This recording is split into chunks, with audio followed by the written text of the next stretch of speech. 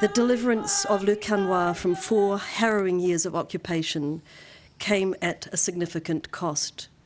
Over 130 New Zealanders were killed or died of wounds received in the fighting here on 4 November 1918. We remember them today, just as we remember all those New Zealanders of the New Zealand Expeditionary Force who were buried or commemorated in France. 10% of New Zealand's population at the time served in the First World War. Not one family would not have been affected, and many of those families would have had sons or brothers fighting here in France. And some of the descendants of those families are here today, as are descendants of the citizens of Le Quesnoy.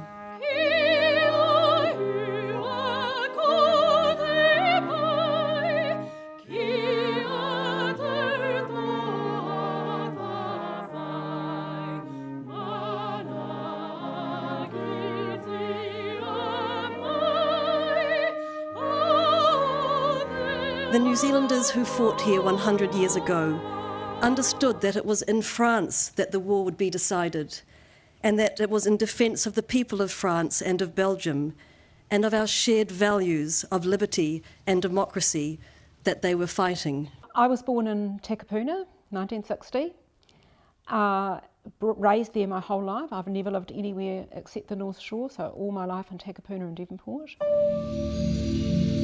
We spent a lot of time with my father and my grandfather, and grandfather was the patriarch of our family, very much so. He was a small man in stature, about 5'3", but a huge personality. And he ran the family business, which he took over age about 25 after the end of the war, when he was the only surviving brother of 3 that had fought. And he was extremely well known in Auckland and business circles, and just absolutely larger than life, and a loving grandfather as well, just tremendous. Strong memories of him when we were little. Dad used to open the business on Saturday morning, and as children we would often go on a Saturday and work, and Grandpa would often be in the office, and he would come round, and if I was there sweeping, he would put his hand in his pocket and say, "Oh, have they paid you yet?" And I'd go, "No." And he would pull out a handful of coins, and if I was really lucky, I got half a crown, which was a lot of money then. I was born in New Plymouth. My parents were both teachers. I started a career as an engineer, so I've worked overseas as an engineer. Came back to New Zealand, worked quite a lot in IT, and really finished my career as a public servant in Wellington. So I've worked for as an advisor to 2 Prime Ministers, Key and Clark. He died when I was 4, and so my memories are quite hazy, but I do remember this tall, skinny grandfather, quite gruff, and living in a little house in Lemon Street in New Plymouth. He was a carpenter and he still loved doing woodwork, so I've got memories of him showing me how to use tools, hammers and chisels, and of course there were no power tools in those days, hand braces and bits and stuff like that. So he would take me out to his shed and we would do stuff with wood. So that's probably my most abiding memory as a child of him. I was born in Otahuhu in 1958. I am an English teacher at Botany Downs Secondary College. My own degree was in history, so that's where my interest is, but my teaching subject is English. My grandfather was a boilermaker for the New Zealand Railways, and he was a big man and he had big hands, gruff. My grandmother was small and used to rush around and just sharing a Sunday lunch with them. I can remember sitting at the table and hearing one of his stories, but he didn't tell any of the horrible stories. He told the amusing stories of when they sold some horses from the battery to a butcher, a French butcher, and then of course the officer went in and recommissioned the horses, so a bit of a shady deal. I was born in Devonport on the North Shore, the son of a naval stoker. Went to school there, went to Auckland University, graduated in engineering. He taught me, to tie my shoes. That's my relationship to my grandfather. He lived to be 100, so I had a lot of time with him, but we didn't talk about the war. We didn't talk about any of that. He was my granddad. This is a German cap, which obviously my father souvenired. This is a gas mask, which I think must have been his issue, because in his records it said that he went to the British gas school. So I imagine that these were issued at that particular time. So these are just relics of 100 years ago that I've been fortunate enough to have gifted to me through the family. Yes, I remember my grandfather extremely well. Well, I was 21 or 2 when he died. And I remember on Anzac Day celebrations, the veterans marched onto the cenotaph. And I can remember him beforehand saying, they needed somebody to march them on and off. So I said, no problem, I'll do that. And sure enough, this group of men marched in wonderful time, all with their medals and dressed nicely, and my grandfather was the guy giving the orders as they marched on. And I thought, I was about probably 12 or 13 at the time, and I thought that was terribly impressive. Here was my granddad doing the honours. But as much as anything, I just remember him as a wonderful old man. He was just a wonderful man, and I miss him.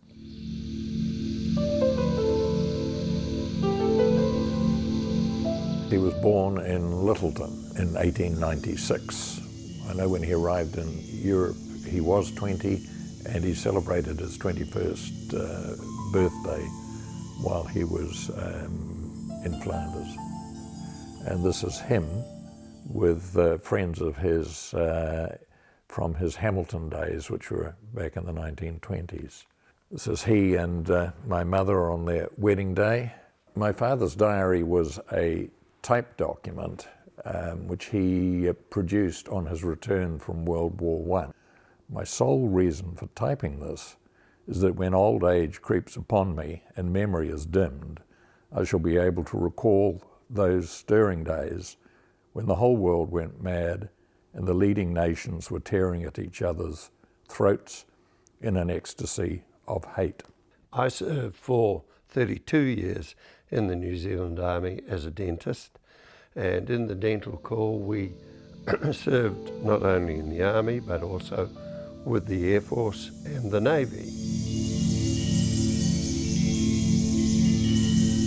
Now, I'm really here to tell the story of my uncle, Charles Power Finlay, who won a military medal at the Battle of Le Quesnoy in northern France.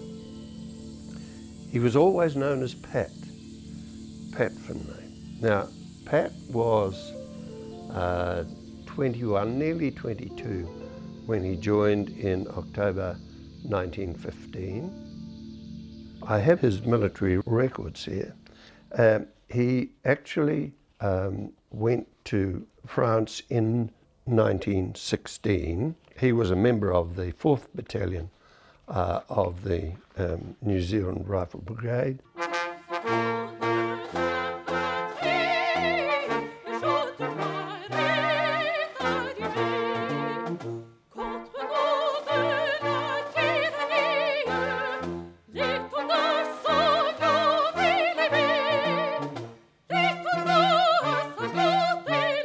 He was the first white child born in a little place called Rahutu in Taranaki, and he was given a Maori name, Kahui, so his full name was Frederick Kahui Crawford. But I assume, being one of a small number of European kids in Rahutu, that he probably did have an understanding, could speak some Maori. I got his war records out, and he'd enlisted in the 3rd Rifle Brigade and spent most of his time in that brigade. He fought in Passchendaele with the brigade, I think on the 3rd company that moved through, but he was wounded. And then it appeared he was transferred as a warrant officer to the New Zealand Pioneer Maori Battalion. And so it's always intrigued me as why he was chosen to be a warrant officer in a non-fighting but Maori battalion. So, and he was with that battalion on the day of the Battle of Quesnoy. He was born about 1893, I think, so he was in his mid-20s by the time he arrived in the field of war, having been preceded there by his 2 older brothers.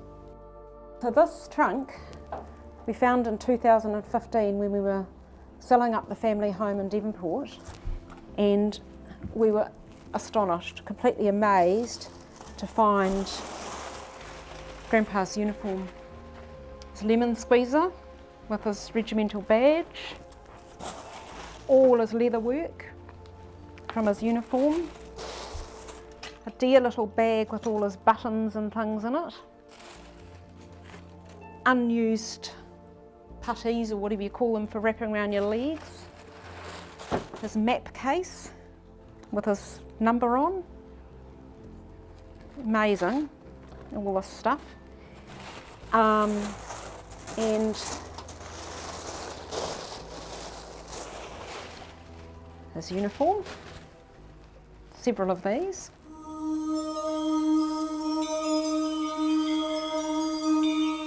My grandfather's unit, when he was in camp in Featherston, early to mid 1916. I've been back to the Somme, I've been back to Passchendaele where my grandfather got shot. I've got the wallet that he had in his chest that's got his bloodstains on it. I've just got all this personal memorabilia that drives an interest. Going back there, I suppose 100 years after November the 4th, 1918, will be fascinating.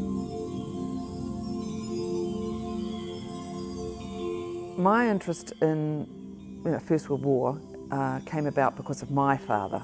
He was passionate about family history, so each of my ancestors is written about. And so that's when I started to become fascinated with my grandfather's history and the First World War. My cousin Bryce said he once asked our grandfather, "Why do you never talk about the war?" And he said, "You don't talk about hell." Dr. Kenrick was my mother's father, and he was born in 1898. He volunteered to enlist at aged 1916, so he would have been 17 at the time. The story of Quesnoy has always been part of our sort of family legend history, if you like. And I do recall visiting my grandfather, and Lieutenant Averill turned up. Now, of course, it was a long time ago and I had no idea of the significance of that. But I remember them sort of joshing each other and saying, "Oh, you were first over." "No, you were first over." And they had a few laughs and that sort of carry on. But I do remember that. My grandfather was on leave around the time of the Battle of Passchendaele, and he only made it back on after leave on about 11th of October in 1917, and was immediately sent to the front on the 12th of October. And he suffered gunshot wounds to the chest, and at the time he had a pocketbook, which is this here, which he carried with him, and it has a pencil in the middle, it has a calendar for 1916, 1917, and an envelope and a formal letter or card that you could write home. What he remembers is that he remembers being shot, he remembers dragging himself through the mud to the duck board, and that's the last he remembers. But this for me is pretty special because it was in his pocket and the stain on the front is his blood. So, yeah. To someone else, nothing. It's a direct connection, absolutely direct connection. Yes, that's my grandfather. But again, you know, he was lucky. He lived to be 100. Con was at Gallipoli, an invalided off Gallipoli, and spent 15 months in England convalescing, but eventually he had to go back into active service.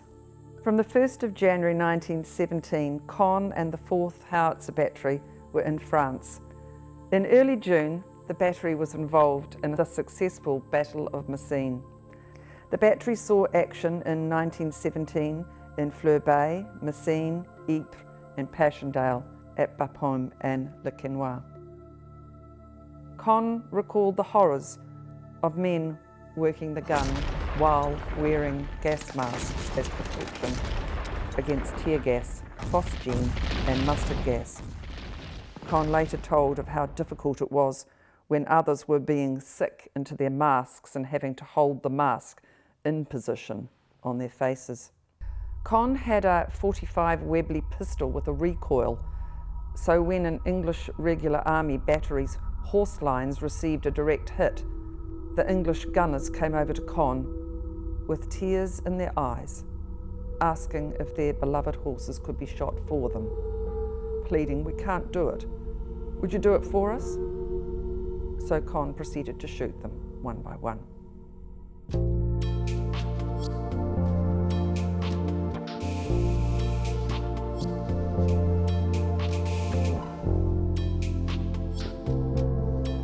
Today we're gathered at the New Zealand Battlefield Memorial to commemorate the liberation of Le Quesnoy. The memorial depicts the dramatic moment when the men of the 4th Battalion of the New Zealand Rifle Brigade scaled onto the top of Le Quesnoy's ramparts. The liberation of Le Quesnoy created headlines around the world at the time. It was a triumph of valour and tactics, according to the New York Times. Much was made of the New Zealanders' decision to surround the town rather than subject it to heavy bombardment. As a result, the 1,600 French civilians still living in Le Quesnoy were spared from further suffering. The battle was the culmination of a gruelling campaign which began at Bapaume on the 21st of August 1918, resulting in 9,000 New Zealand casualties. On the 3rd of November, just a small entry, said marched up to a position near Beaudignes this evening in drizzling rain and over broken muddy roads, heavy going and tiring. We slept out in the open tonight, and at 5:30 tomorrow morning we go over the top. As Le Quesnoy is quite a city and full of civilians, it cannot be bombarded by artillery. The plans are to envelop it from the flanks, 2 battalions attacking on the north side and 2 on the south. As the advance progresses, these battalions will join up and continue on together, leaving the town behind to be eventually stormed by the Dinks. On the 4th of November, the actual day of the battle, he says the town of Le Quesnoy is now completely surrounded and the boys are pushing steadily on, leaving the town still holding out in our rear. It's the task of the Dinks to take it. They have it closely invested and it's only a matter of time before the garrison must capitulate. It's strange to hear the rifle and machine gun clatter behind us as well as in front of us at the same time.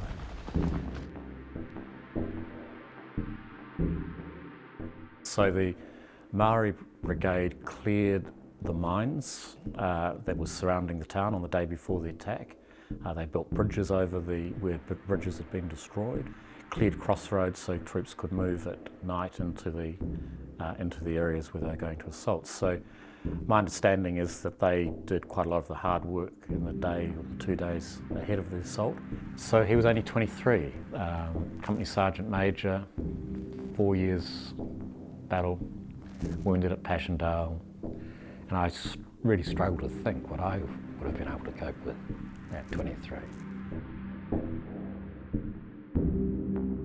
I grew up being told my grandfather held the ladder at the foot of the wall. And this was our family legend, I suppose we can call it. I've recently learned that it's the 4th Battalion that was actually at that particular part of the wall.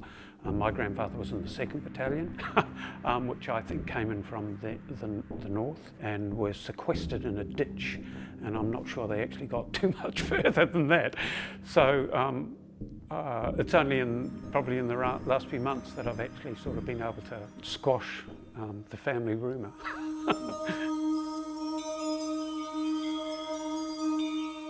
He had been promoted to corporal not too long before the action in Le Quesnoy, when they were advancing on the town, and they were being held up by a machine gun position.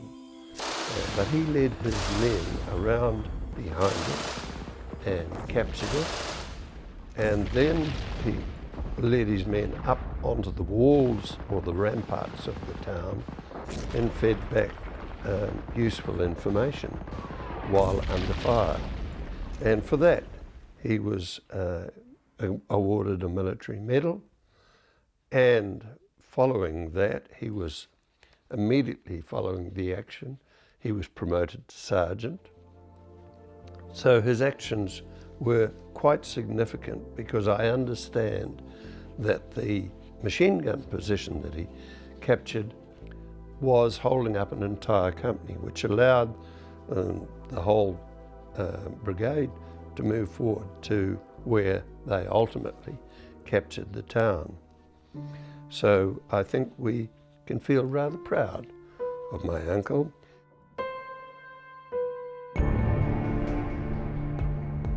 At that time he was a lieutenant, and he was writing to his family in New Zealand. Since writing last, the whole New Zealand division has been in another big stunt and has done some great work. But I must tell you that the 4th Battalion was the 1st battalion of the brigade to get into the town, a coveted honour. The town is surrounded by ramparts, a moat, and a 35-foot wall, which was eventually scaled with a ladder. A junior officer named Averill, son of the bishop, and another second lieutenant named Kerr were the first up the ladder, followed by a few men, then Major Barraclough, the CO, and then myself. My company has to its credit 1 field gun and about 470 prisoners, and many machine guns. Not a bad capture, considering we were only 75 strong to begin with. We were muddy and tired and covered with the grime of battle. But men, women, children, and even the Sisters of Mercy kissed and hugged us and wept over us in a most embarrassing fashion. I didn't mind the mademoiselles kissing me, but I object to being kissed by men of 60, particularly if they have not shaved for several days. Late in the evening, a regimental band was brought into the town, and when played the Marseillaise, the emotion of the inhabitants was pitiful to behold. Altogether, the whole attack was a great success.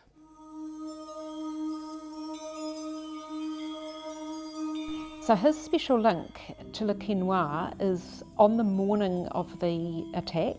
He was a second lieutenant by then, and he accompanied some senior officers on the day, and among other things he was told to take someone and ride to the aerodrome and give the orders that they should send up a plane that was to drop a parachute with the surrender notice into the citadel, and then he was to take a party of men and go into the citadel and take out the prisoners and take the surrender. And he said that they went across the drawbridge, and the drawbridge was lowered, and a white singlet was hoisted on the end of a rifle as a surrender flag, And he went in and he spoke to the officer, and I think he must have had a few words of German. Very likely he did. He was probably one of his skills. And he said, your men have got to lay down their arms, and which they did. And then he said one of the party with him, or two of the men with him, stole watches and things from the prisoners, and the German officer complained and said to him, this is not right. And Grandpa tore a strip off his men and said, you return them or I'll shoot you. And they did. And then he took out the column of prisoners, about 1,100, with I think 4 other men helping, and he was on the horse at the rear, and we've got a photograph of him taking out the column of prisoners to a temporary area where they were held until they worked out what to do with them. So he wasn't really involved in the fighting so much on that day, but what an astonishing story. It was only days before the armistice, but the Allies kept advancing. Because the advancing divisions had left their supply base well behind on the 10th of November, Con had gone back to bring more ammunition forward to the guns. He was away overnight, so when he got back to the battery on the morning of the 11th of November, he simply lay down under a hedge in his bedroll and fell asleep. While he was sleeping, the war ended.